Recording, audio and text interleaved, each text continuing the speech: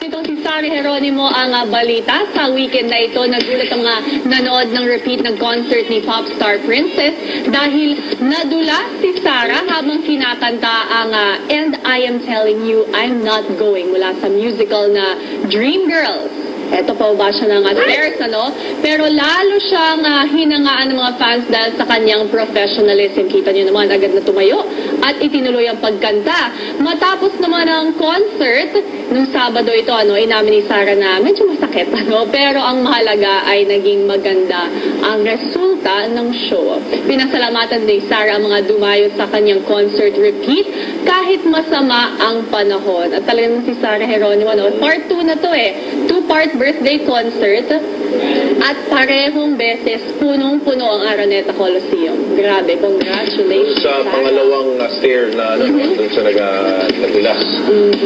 Ingat-ingat sa mga ganon. Ang ganda ng costume niya. Yes. Ang ganda ng mga damit niya. Composure pa rin. Ayos. Congrats. At para sa